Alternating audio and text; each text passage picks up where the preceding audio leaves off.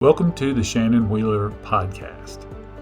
After spending 30 years in the housing industry, I have come to understand that there are two things that I love to talk about. One of those is real estate, and the other one is people. And so this is a show that is going to focus on those two things. Real estate and all the things that go on in the real estate markets, because it's of a lot of interest to me, and people, because I've learned, if nothing else, over 30 years' time, that every business is truly a people business. Thank you for spending some time with us. This is the very best episode of the show. I agree. And it's because it's the only one we can work on right now. I love that. And I have my good friend David Specht.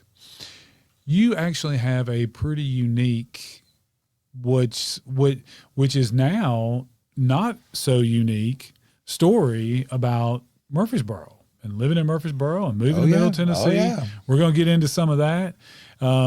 You've also got a business, coaching business, and a real estate business, and all kinds of things that you've gotten into as life has moved on. But you know, we've got TEDx Murfreesboro that's coming up. When are we going to sleep? That's what I want to know, because we're not. We're not. There is no so time much for great that. stuff coming, and so excited about it all because, I mean, I fell in love with Murfreesboro, and when we found out that there wasn't an event like TEDx here, I was like, well, why not? I mean, it doesn't make sense. I mean, Murfreesboro is like the melting pot, you know, cutting edge. Everybody wants to be here. Surely we've got something good to say. And, you know, and so I was like, and then I asked you, I said, why don't we have a TEDx? And you go, well, what's a TEDx? And then it all came together and we're like, well, yeah, we got to do this. And so, my gosh, it's been a year in the making. Yeah. And goodness gracious, I mean, it's getting real now. Yeah. It's getting real now. So before we get to that, let's back up a little bit. Okay. So you have recently become a realtor. Yes. Gotten licensed in real estate. But, you know, like a lot of people, they get to real estate for one reason or another. But for you, it's actually something that is probably pretty common with people that have bought in the last few years. So talk about moving to Middle Tennessee. There's people all around the country that are always looking to move to Middle Tennessee. But talk about moving to Middle Tennessee, and then talk about what it was like and what the home buying experience was like when you came here versus what it looks like now. Yeah. So you have to understand too, Murfreesboro and Middle Tennessee was not even on my radar at the beginning of 2021. Okay. And so I was exposed to it through an event and literally fell in love with the community. So 5 years now. Yeah, 5 years. And as we were going through the process, you know, talking it over with my family, you know, I've got grandkids. It's like, I ain't moving without the grandkids. And so, you didn't stop having them when you got here. No, either, we did didn't. So we were going through this whole process of making the decision. I own businesses in Louisiana. You know, why would we even want to move? And it was one of those situations where you're looking at it and going, where's opportunity? Where does God want me to be? And when we made the decision, we came up here the week after Christmas in 2021, going into 2022. And for anybody who's been in the Murfreesboro area, you know that like it was crazy. Everybody was buying houses, you know, houses that were already built were going for far above what you would consider market value. You're jumping in, the new construction's going everywhere. And we walk into this and our agent is like, dude, you need to put earnest money down if you like this house even a little bit, because it's going to be $50,000 more in 30 days. And I'm like, oh my gosh, if we're going to move here, you know, I felt really pressured. I didn't hate the house. Let me preface it by saying I liked the house. It was great. It's a new construction. You're getting all the new gadgets and gizmos and whatever. But that pressure of buying right now was real, and we felt it. And my wife was like, put the earnest money down. And of course, when the missus says do, you do, right? Right. Here we now are 4 years after that. Yeah. And we're looking at all the things going, this was never meant to be forever home. Yeah. And we're looking at the market, and I'm like, there's inventory out there that's reasonable. And we've already gone through the spike of the mortgage rates. They're kind of coming back down into manageable levels. And then all of a sudden, my friend Shannon is like, David, you should get into real estate. And I'm like, Shannon, why? Everybody and their brother in Middle Tennessee's in real estate. And he goes, no, you don't understand. You're in a unique position because you've lived this recently. Yeah. And I got thinking about it, and I realized that the gifts that God had given me, whether it was in leadership, communication, customer service, awareness, attention to detail, translated from newspaper, small business ownership to the real estate business. Yeah. And so that was kind of the catalyst for all of that. And so as I look at that, I'm like, okay, how can I best serve the people around me? How can I, what can I bring to the table that not just everybody else brings to the table? And it is that, I told you the other day, I said, I can drive down one end of Memorial Boulevard to the other, and I can tell you about things I saw that you drive by every day and never noticed. Sure. And it's because I was in the newspaper business. It was my job to notice what was going on in my community.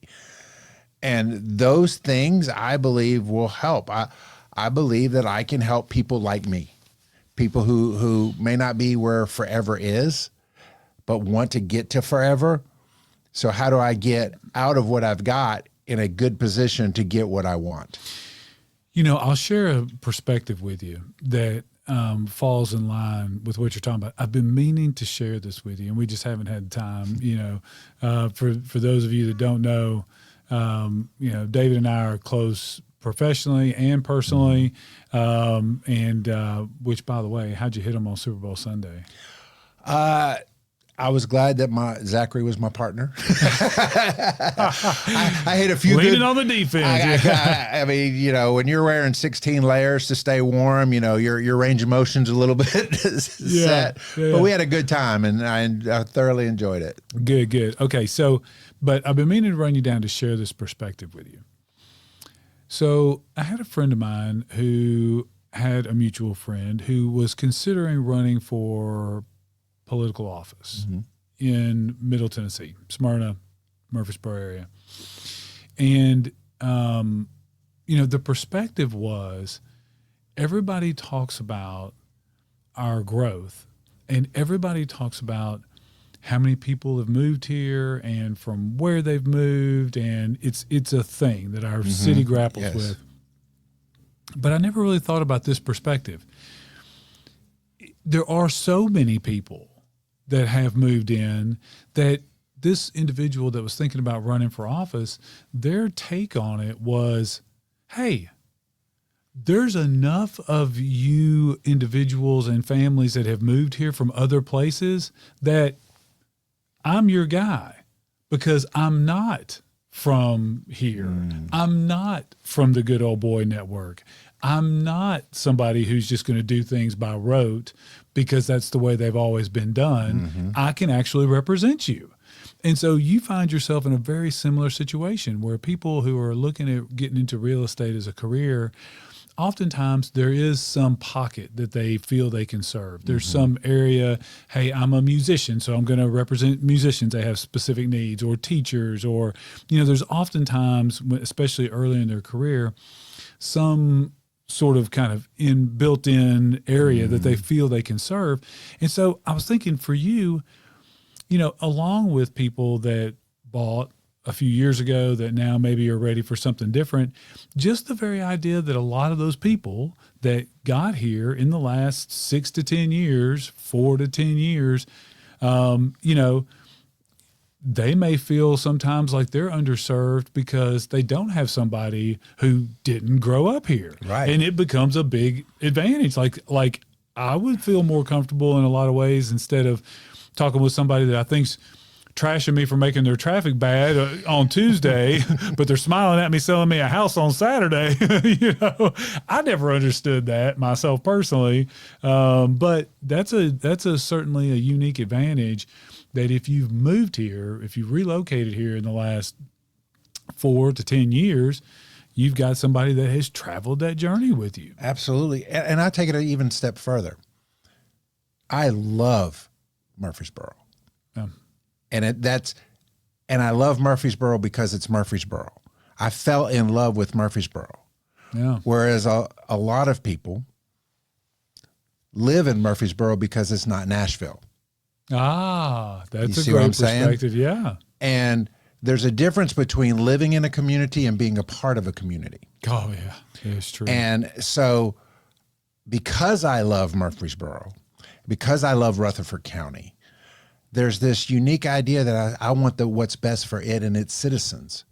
I don't want to just put you into, the latest neighborhood that, XYZ home builder built, unless that falls into where you want to be and why you want to be there.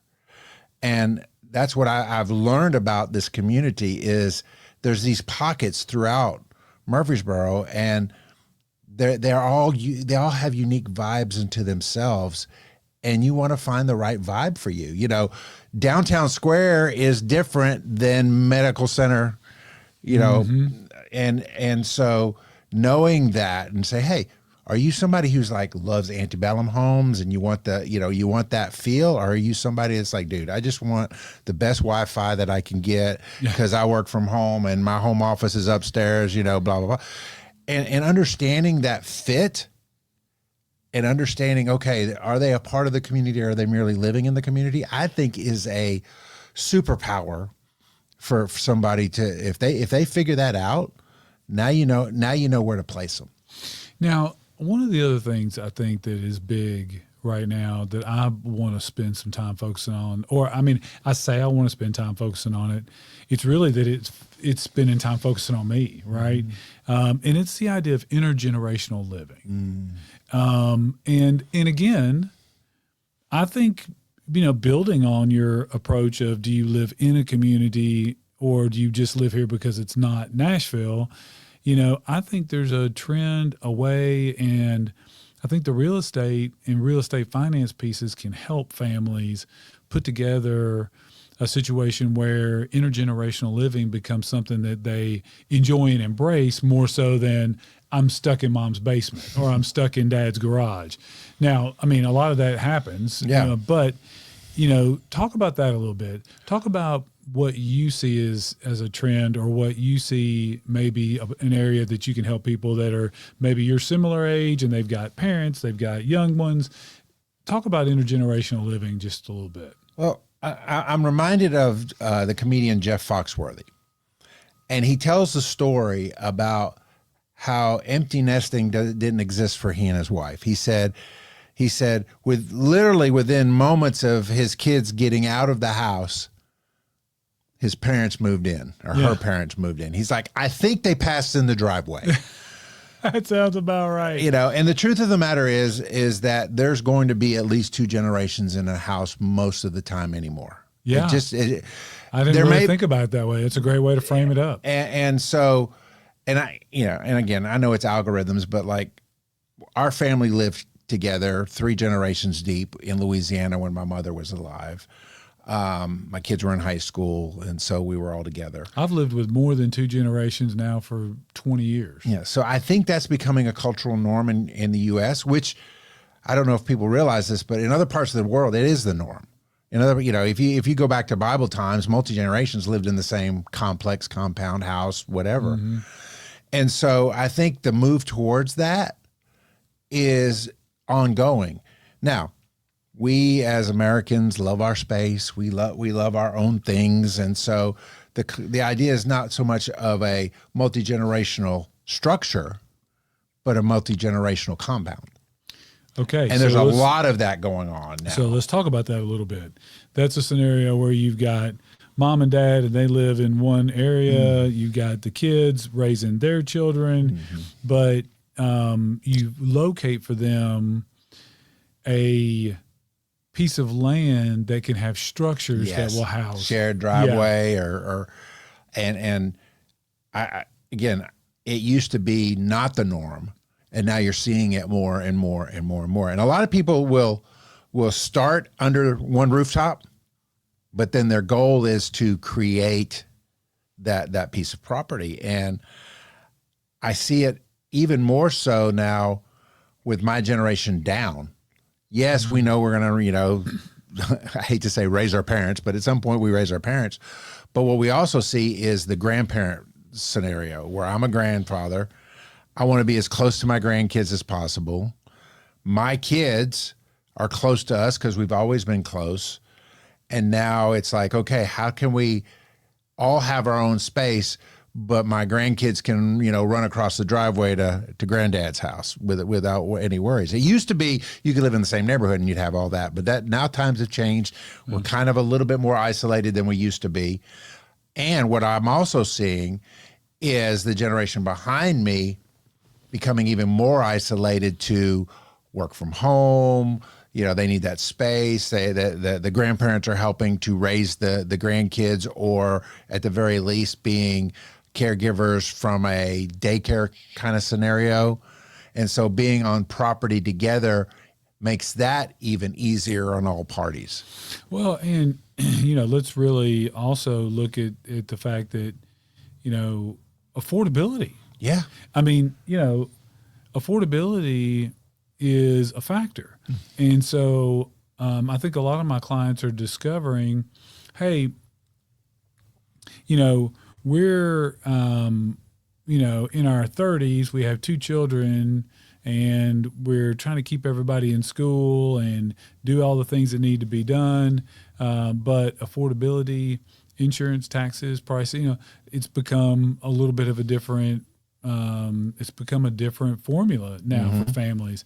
And so I've got, several that just basically say, well, okay, so mom and dad are in their retirement. They've maybe got some income that comes in from Social Security. They may have prepared very well for retirement, maybe not, somewhere in between. The wages are not necessarily keeping up with some of the other expenses that families have to deal with these days. And so, if you have the ability to combine those resources, then, it's just a matter of everybody's quality of life being higher than it would individually. And, oh, by the way, you get all the benefit of family, right? I mean, yes. I've never understood why that was not pursued more. But when I look back, I realized that just wasn't as embraced as a norm when I was rearing a small family. It just wasn't. It was, for me, it was more, if that were the case, something's gone wrong. Right. Okay, and I think that's really Moving back home. And or parents, like there was something that had gone wrong. Yeah. But now it's not just reserved for when something has gone wrong. It's the right move for a lot of people. I see it in my own family. You're very aware of my youngest son's situation. He's got a decent job. He rents. He pays an exorbitant, in my opinion, amount for rent. But to finance a home, it's not in the cards currently. It especially wasn't in the cards at higher interest rates. And so to be able to take, what I have in equity in my home, combined with, their income, combined with my income, and we put it all together in a nice, pretty package in a way that we can all live with, because that's the key too, right? Being able to live with the decision you've made. It, compounding or under a similar roof, or however you want to describe it, would make sense in that situation. I talked to him just recently, and he says, Dad, do you realize the financial burden that my generation's under? And I said, what are you talking about? He said, look, you bought your first house when you were in your early 30s. I said, yeah.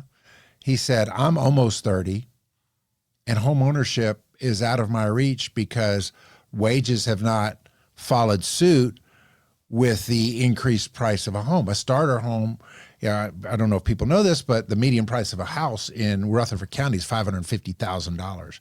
Now, granted, there's houses on both sides of that number, but when we were coming up, it was more like $150,000. And our wage levels theirs to ours at the same age are not that different. Mm-hmm. So back to the affordability piece, it's almost like we've priced an entire generation out of home ownership. And so how do we solve the problem? Let's combine resources. Mm-hmm. Now, on the flip side, not everybody's in the same position as a generation. For instance, my parents lived in a paid off home at my age. Yeah. Now I'm sitting here with a mortgage, Right. you know, a 30-year mortgage. I don't think I'm making it to 86. But if I do, great. But here's the thing, a 30-year mortgage, you know, now they're talking 50 years. Oh, great. 106. Yay. Yeah. The truth of the matter is we're all in a different financial position in 2026 than we were in 1996. Right. Yeah. Absolutely. And so we have to change our approach or change our solution to fit the situation that we're in. And the world's different. Yeah. I mean, it just is. Okay. So if somebody's out there and they're looking for a person to help them solve some real estate issues and challenges, make a plan for success, pull it all together, how do they reach you, and what does that look like when they first contact you? Well, first off, David A. Specht across the board. David A. Specht at gmail.com, David A. Specht on Facebook if you want to DM me, or Instagram or LinkedIn. And it's David A. Specht because there's other David Specks out there that already snagged up that name. But really and truly, it's finding what you want. You know, a good real estate agent won't send you the first house until they've had a first meeting and saying, hey, what's your goal here? Are you trying to sell something and buy something? Are you trying to create a scenario that, you know, what is your scenario like? What does winning look like to you? Because I've had so many, and Shannon, you've seen them too. It's like you talk to somebody about wanting to buy a house, the next thing you know, they've sent you the 15 that are currently on the MLS that all they did was put in, you know, a little bit of criteria and send the email through their CRM. Yeah. That's not solving the problem. That's giving you options, and options are great, but solving the problem. I had a lunch. What? Well, go ahead. Why bother sending me? I can get on Zillow. Well, no. But why bother sending me something that I've got right at my fingertips and maybe even more data? Like that's where I'm like, you know, is that of real value? Right. And to just flip out some, you know, I could have gone to a real track. I could have gone to house, you know, like any number of things. Right. And that's where that value proposition comes in. Yes. Because if you're going to just flip me some information that everybody could send me and I could find myself, and you're not going to think about it any more deeply than that, then is your paycheck you're going to ask for going to reflect that you just mail it in like that or not? And that's why everybody and their brother-in-law are in real estate, because it was that easy at a time, right? It was just so crazy. And I love the parallels, because in the newspaper business, newspapers were king in the 90s, right? You could almost, you know, just go down the street and say, you don't want to buy an ad, do you? And they're, oh yeah. And they come chasing you down the road. Here, take my money. Yeah. When it began to shift and things like Google ads and Facebook ads and all came into play, you can no longer be an order taker. You had to solve a problem. You had to explain your value. And I see the parallel now in real estate. You can't be an order taker real estate agent anymore. No, there's too much information out there. You could ask ChatGPT for you know, what are the 5 things I need to do to buy this house, and it'll give you a pretty solid answer. So what do you bring to the table? And it's a great question. And the thing is I bring my attentiveness to you. I figure out exactly what you want, and not just vomit listings your way. I'm going to tell you, hey, now's not the time. There's nothing really ready for you, but I'm going to be watching this every day, and I'm going to send you not a listing of 13 houses that might be a fit for you. I'm going to watch it and send you 2 or 3 as they come available that meet the criteria that we've discussed. So what are the two things? If you could name 2 things, and there's 2 that come to my mind, but if you could name 2 things that you would say are crucial to the home buying and home selling process, what are two characteristics, two qualities, two functions? What are a couple of things that you just can't ever outsource through AI? What are those couple of things? First off is human connection. Well, so when you say human connection, what that says to me is ethics. Yes. I mean, you can't, ethics and morals and attentiveness, you can't outsource those. And there's a level of empathy or compassion that goes with that. If you're selling your home that you've been in for 20 years, there is a sentimental connection there. Mm-hmm. Now, as a real estate agent, I might have ideas that will help move that house quicker. We may want to stage it. We may want to update it, whatever that is. But the human in me says, you've got a connection to this house, and I don't want to trample on your memories. Yeah. And being able to separate the two, the transaction from the person, and saying, okay, how far do you want me to take this? Because they may come into the room and say, you know what? I want to sell it. I want to sell it in less than 90 days. I want this. I'll do whatever it takes to get that thing closed. And now you know what you're dealing with. But if they're like, yeah, grandma's not doing too well. We're trying to raise some money for that. We're all going to move together. If I didn't have to sell my house, I wouldn't be selling my house because, we raised our kids here. All of a sudden, now you have a different approach. You have a different, and how you handle the person. So number one is that human connection. Number two is being able to do more than just list it on the MLS. Yeah. Yeah. So that leads me to my other thing that you can't outsource. And there was a poll done by the National Association of Realtors about 15 years ago. I don't think it's probably changed very much. But do you know what the one thing that customers said more than any other thing that they wished they had more of in their home buying and home selling experience?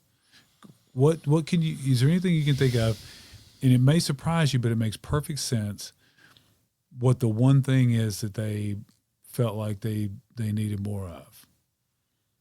Negotiation. They felt like they did not get anyone who was negotiating on their behalf. They didn't have an advocate.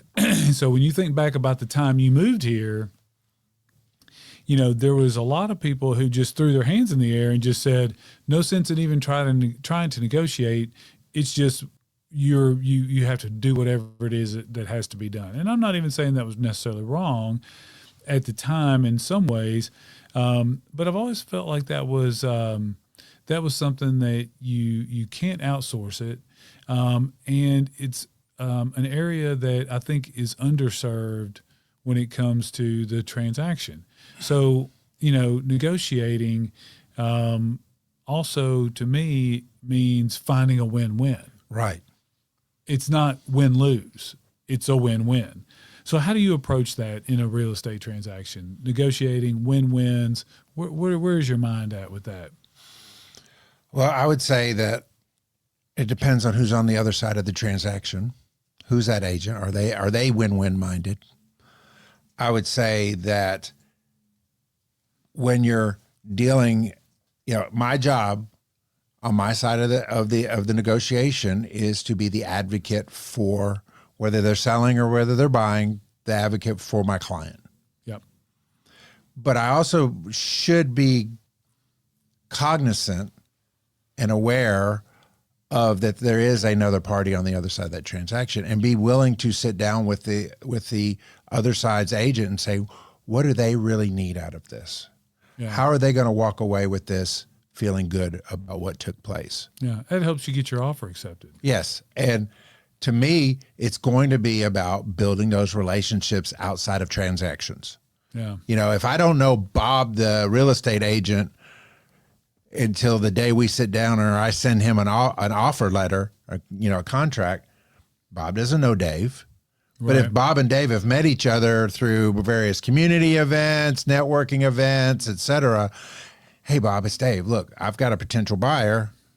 Let's, before we get down to the on the dotted line things. Let's talk about what looks good for both sides of this. We're a match here. Yeah, if our buyers, your sellers, etc. Exactly, because you do want everybody to. I've been in those transactions as a buyer where that seller is just they got tired of being on the market. You lowballed them. They accepted it because they're tired, and they're giving you the hairy eyeball all through the closing. Yeah, and you're just like, this doesn't feel good. Yeah, and, you know. Now there's certain people that aren't built like I'm built. You know, they're like, you know, frig them. You know, where I'm gonna get the best deal I can get. You know, right. and they're proud of that, and you know, more power to you. Yeah. But I believe that life goes beyond a transaction, and I also believe in the lifetime value of a client. Yeah. And so if all you're concerned with is the transaction and getting to that closing, then you're losing out. It used to be people buy 1 to 2 houses in their lifetime. Now that number's up to 5 and 6. Yeah, and it reminds me of the story of the convenience store owner who had a customer that came in. The customer went to the counter. The person that the owner of the store had helping them wasn't very nice to him, and you know, it just didn't go so great. And the guy bought a pack of gum, left, and the owner of the store just ripped the guy a new one. And he's like, what you need to understand is that was a $10,000 customer that just walked out the door, because my history of owning this store tells me that customer is going to come back in here every week for the next 7 years, and they're going to spend $10,000 with me over that time. So it wasn't just a guy with a pack of gum. Right. That's your miss. And that's causing me a problem. And I see a lot of that in corporate America right now. Yeah. Like Starbucks. They instituted this whole thing about you have to buy something to sit there and work. You have to buy some coffee or whatever. And I'm thinking, even if I don't buy coffee this time, you know how many coffees I could buy over the course of my lifetime? Yeah. But you coming in and telling me, hey, I'm glad you're here, but we really need you to buy a coffee. What kind of message is that sending to that customer? Yeah. And you don't know. Again, I get that there's people that abuse that thing, you know, but how many good customers do you lose by being so transactional? Yeah. That you forget that there is time past the transaction. Yeah. And that's the kind of real estate agent I want to be. Is my dad, he was an ad salesperson, and he called on this one client over and over and over again. He was really, you know, very, he wasn't transactional at all. And the man's name was Mr. Ray. It was Ray's Appliances. And he said, the biggest compliment I ever got as a salesperson was when I walked into Mr. Ray's appliance store and he said, hey, David, let's go get a cup of coffee. I've had nothing but salespeople in here all day. Nice. And you know what? I've always endeavored to be that kind of salesperson. Yeah. Yeah. And to be that kind of real estate agent, because here's the thing. You may only buy one house from me, but you got kids that are going to buy a house, and you got, you know, people that you know that are going to want to sell a house or whatever. You don't know what conversations are taking place about you when you're not in the room. I just left a closing before I came over here, and it was a young man buying his first house, and I was referred to him by his mother, who was a client of mine. And I posted on Facebook about this, but the best call I've made all year was to that mom last night, the night before closing, to brag on her son for having gotten himself together, did his part, did what he was supposed to do. And that was a great call. Yeah. That was a great call. Okay, so let's talk about TEDx Murfreesboro. Yes. Did you see the post with the letters? Oh my gosh, those letters are freaking huge. As soon as that post hit, I know every speaker, their backside went whoop. It's real now. This is gonna happen. Yeah. It's going to happen. I'm actually going to be on the stage doing this TEDx talk. So we've now got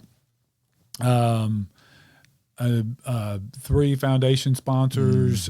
So any rate, the speakers are working very, very hard. So what is your TEDx Murfreesboro experience so far? What are you looking forward to the most? Oh, to be honest with you, and I know this sounds very Homer-ish, showcase in Murfreesboro. Yeah. You know, those letters are going to be up there. It's going to have the TEDx letters, which everybody recognizes, and then it's going to have that word Murfreesboro underneath it. And they're going to be able to see what I see. Yeah. You know, to me, the fact that this one is Murfreesboro centric, and that we're taking Grantland Rice's quote, you know, a Murfreesboro native, you know, and it's not how, you know, whether you win or lose, but how you play the game. And tying that all together, you know, we talked about this in the early planning, but it's really going to put Murfreesboro on the map even bigger than it already is. And we're one of the fastest growing communities in the nation. Yeah. But now we get to showcase why. Yeah. And for me, that is just the biggest thing. You know, TEDx has happened all over. And for somebody who's like followed them, it's like, oh, you know, it's TEDx, you know, this town had it and that town had it. But then when you see the backside of it and you realize how big a deal this really is. Yeah. When you see the look on people's face when they think that they'll have a chance to be a TEDx speaker. And then we had the pleasure of letting the people know that applied, that they were going to be able to do it. That's been a big joy, because for a lot of these people, that is a moment and a time and an aspiration that they have had. And several of the speakers have said just what it means to them to be able to do that. And I think it's very special to be able to give them the opportunity. I was surprised to find no one had done that here as well. I'm glad you decided to do something crazy with me and go for it. You know, and when I say it's a year in the making, it has taken every bit of the year. Yeah.